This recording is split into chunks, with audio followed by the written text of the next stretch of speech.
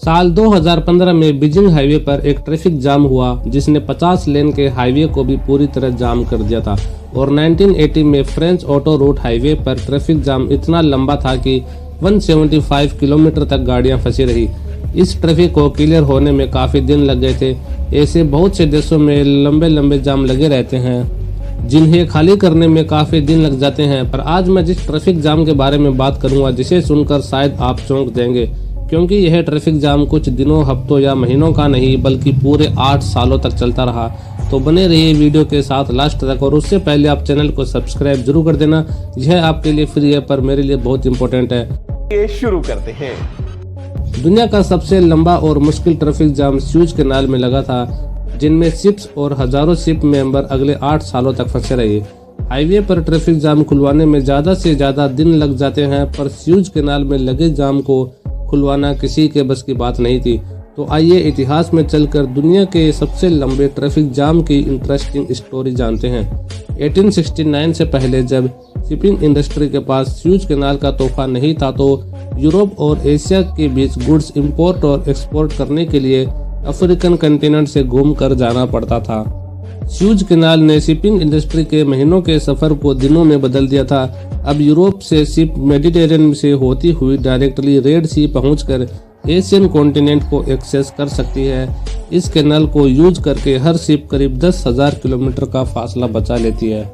इसके अलावा African continent में कई पायरेट गैंग यहाँ से गुजरने वाले शिप्स को लूट लिया करते थे, जिसमें सोमालियन पायरेट और वेस्ट अफ्रीकन पायरेट्स काफी फेमस थे। ये गैंग शिप के जबरदस्ती रोककर करोड़ों डॉलर का माल लूट लेते थे। स्यूज कैनाल ने लंबे डिस्टेंस के साथ साथ इन पायरेट से बचाने का भी काम किया था।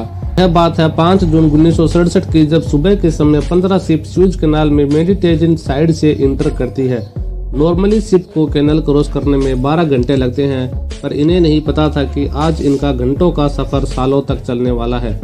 ये वो टाइम था जब इजिप्ट और इजराइल के बीच पहले से ही प्रॉब्लम्स चल रहे थे। दोनों देश एक दूसरे के खिलाफ जंग की तैयारी कर रहे थे। मैप पर देखा जाए तो ये लाइन इजराइल और इजिप्ट का बॉर्डर है। इस बॉर्डर से स्यूज कैनाल लगभग 200 किलोमीटर दूर है। इस पूरे एरिया को साइनाई पेनिनसुला कहा जाता है। ये बॉर्डर से बहुत दूर थे, तो इजिप्ट और शिप के लोगों को खतरे का बिल्कुल भी एहसास नहीं था। पर इस दिन अचानक इजराइल ने जंग की शुरुआत की।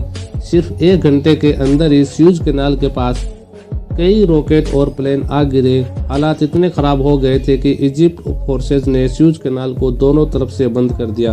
पूरे 6 दिनों तक युद्ध चलता रहा। आखिर में इजरायली फोर्सेज साइनाई पेनिनसुला पर कब्जा करने में कामयाब रही। अब इजराइल और इजिप्ट का नया बॉर्डर बन चुका था। यह इजिप्ट के लिए बहुत बुरी हार थी। इजरायली फोर्सेज कैनाल को क्रॉस करके आगे ना बढ़े, इसलिए इजिप्ट ने स्यूज कैनाल के दोनों तरफ बस्तियां खड़ी कर दी, अपने ब्रिज खुद ही तबाह कर दिए और पूरे कैनाल में जगह जगह माइंस लगा दिए। ऐसा करने की एक ही वजह थी कि इस कैनाल को इजराइल के साथ साथ कोई भी इस्तेमाल ना कर सके। और 15 cargo ship great Peter lake पर ही फंसी रही। इनके वेस्ट में इजिप्ट आर्मी तो ईस्ट में इजरायली फोर्सेस थी।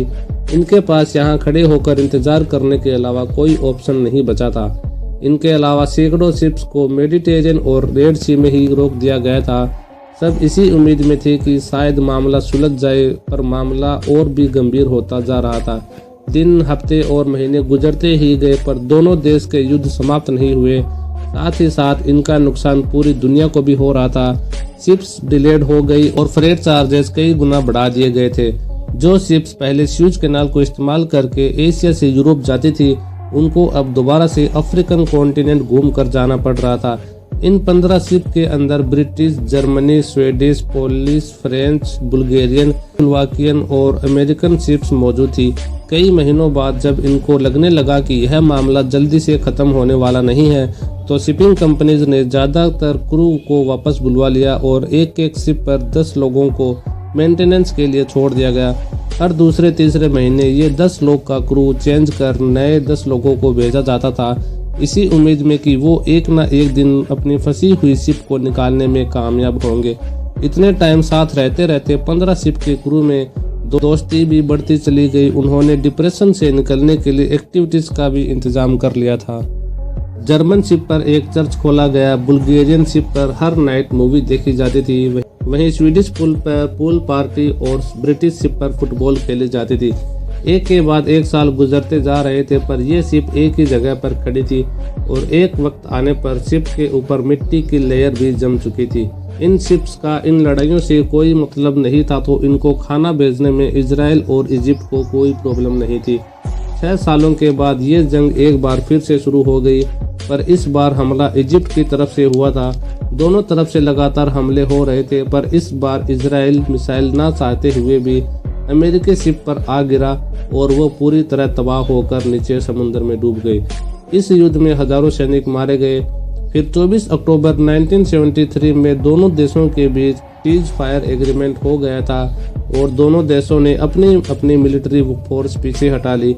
6 सालों तक चलने वाली जंग अब पूरी तरह समाप्त हो गई थी, पर इन 6 सालों में स्यूज कैनाल के अंदर बोट, शिप, रॉकेट, प्लेन्स का मलबा बिखर गया था। इसके अलावा इजिप्ट ने माइंस भी इंस्टॉल कर रखी थी। इस वजह से शिप्स का यहाँ से निकलना अभी भी नामुमकिन था। स्यूज कैनाल को पूरी तरह साफ करने में इजिप्ट को अगले पूरे 2 साल और लग गए थे। 5 जुलाई 1975 को वो दिन था जब स्यूज कैनाल को 8 सालों के बाद खोला गया। 8 सालों तक एक साथ रहने के बाद 14 शिप का स्यूज कैनाल छोड़ने का वक्त आ गया था। ये जब वापस अपने देश पहुंची तो इनका खूब धूमधाम से स्वागत किया गया।